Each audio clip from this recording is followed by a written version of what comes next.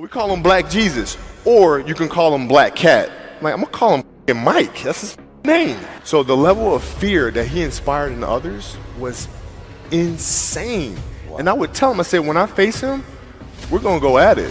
He says, oh, you don't want to do that. I'm like, what? Man, you don't know me, man. The love of the game, the challenge. Like, I would watch Magic play. I'd watch Michael play. And I would see them do these unbelievable things, and I'd say, you know, can I get to that level? I don't know, but let's find out. There's a quote from one of my English teachers at Lower Merion named Mr. Fisk. He had a great quote that said, rest at the end, not in the middle. And that's something I always live by. You know, I'm not going to rest, I'm going to keep on pushing now. There are a lot of answers that I don't have. Even questions that I don't have. But I'm just gonna keep going. I'm just gonna keep going, and I'll figure these things out as we go, right? And you just continue to build that way. So I try to live by that all the time.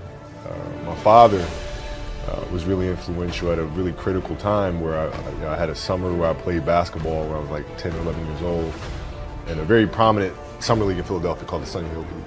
When my father played, my uncle played, and they were like all-time greats. Yeah. Wilt Chamberlain played in the league. Earl Monroe playing the league.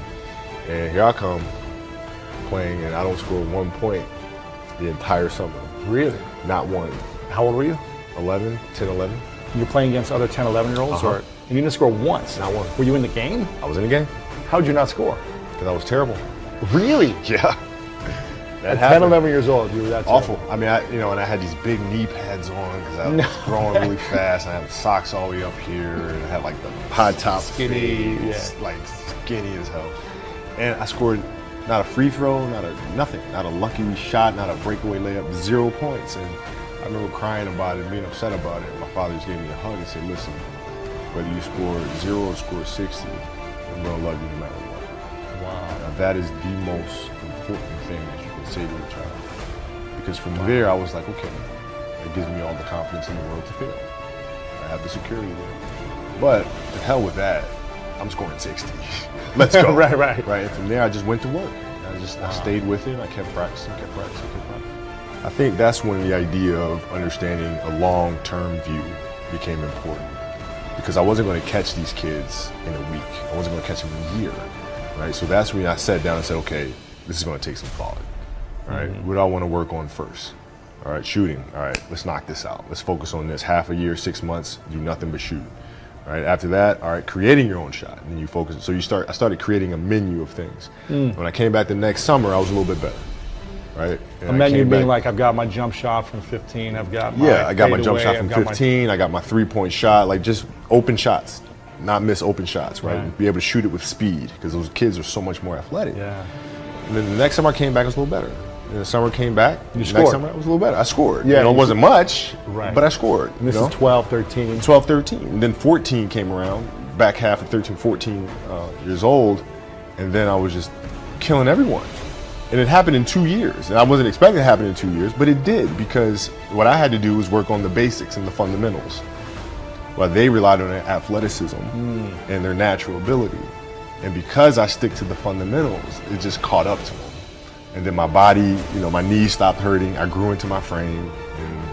And then your athleticism, once you have the fundamentals, exactly. The hard work, the mindset, and you tack on the athleticism, it's game over. Then it was game over. Wow. So from 13, you're good, average still? I was good. And then about the end of my right when I was turning 14, I became the best player in the state. At 13 years old, I played the longer game, because my game wasn't about being better than you at 13. It was to be better than you when the chips are really on the line. So when we played at 13, I would size you up and see what your strengths and weaknesses are.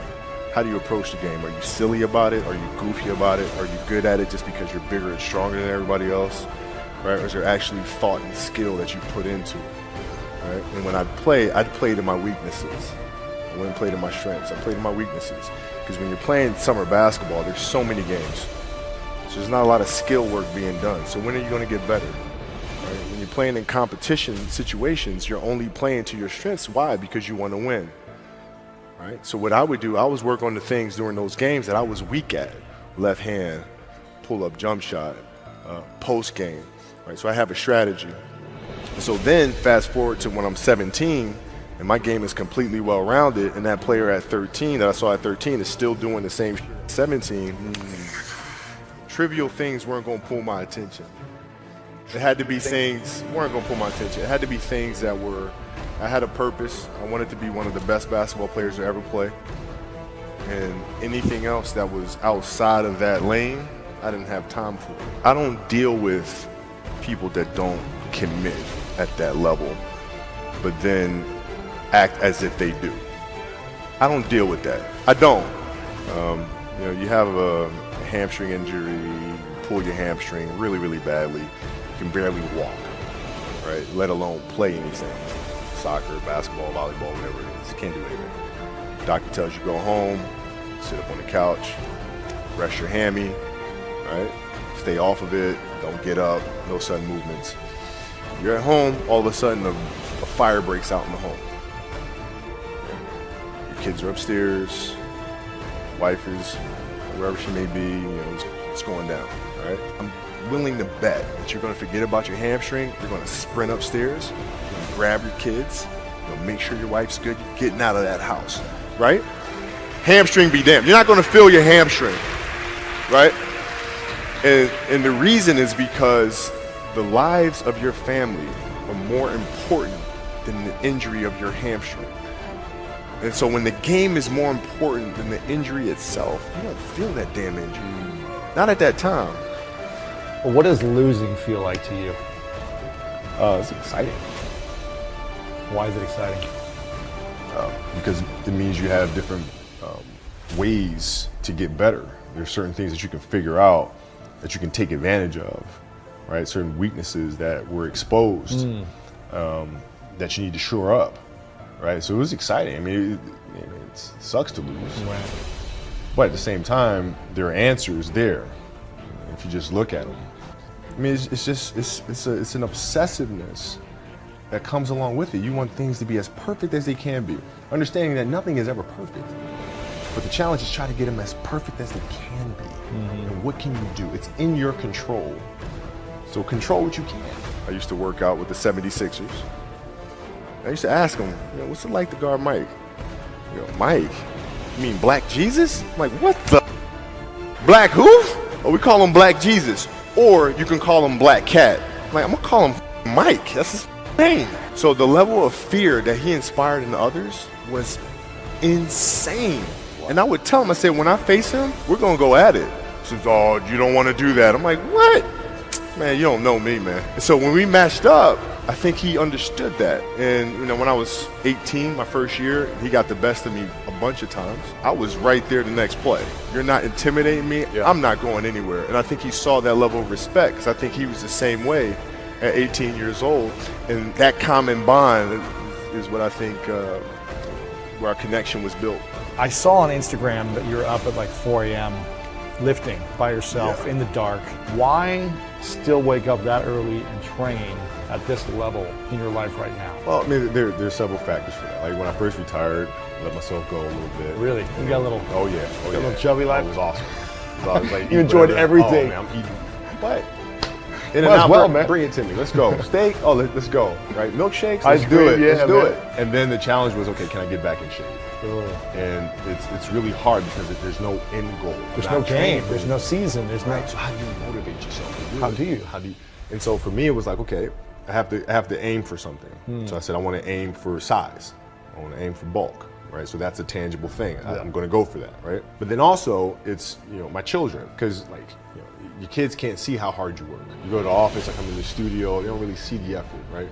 So how can we teach our children what it means to work hard? Well, you do it through training, right? So when I get up in the morning, my daughter goes with me. 4 a.m.? 4 4 a.m. My 15-year-old goes with me. She goes with me before school, and it becomes a daddy-daughter thing. That's cool. She just got a permit, right? So she drives in the morning. It becomes a cool thing, right? But through that process, she understands the value of hard, and things take time. And the same thing with my 12-year-old. She practices every day. And so it's through those behaviors is where I find the motivation. Nobody in his history of coaching had your level of work ethic. What was really your work ethic like, and for how long did you stay disciplined? Well, I mean every day. Since 20 years.